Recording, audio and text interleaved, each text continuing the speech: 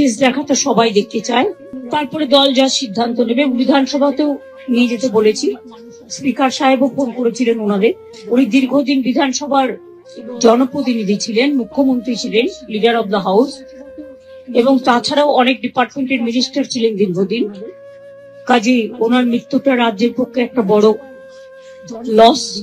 উনি যতবার হসপিটালে ভর্তি হয়েছেন আমরা দেখতে গেছি, এবং সবসময় উনি সুস্থ হয়ে ফিরে এসেছেন, এটা আমাদের কাছে বড় প্রাপ্য ছিল।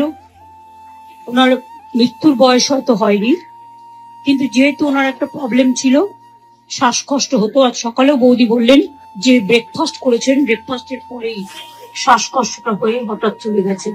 আমি তার পরিবারবর্গ, মীরা বৌদিকে, সুচেতনা, তার সন্তানকে, আমার দলের সকলকে, সিপিএম দলের, বামফ্রন্টের সকলকে, সহ নাগরিক সকলকেই আমাদের শ্রদ্ধা এবং সমবেদনা জানাচ্ছি। আমরা সরকারিভাবে আজকে রাজ্য সরকার ছুটি ঘোষণা করে দিয়েছি, এবং আগামীকাল সসম্মানে, রাষ্ট্রীয় সম্মানের সাথে আমরা তাকে শেষ বিদায় জানাতে চাই। তার আত্মা শান্তি পাক, বারবার তিনি ফিরে আসুন এই বাংলার মাটিতেই। দল হারিয়েছে তাদের নেতাকে, আমি অন্য দল করলেও তাদের দলের সাথেও আমার সম্পূর্ণ সমবেদনা থাকবে।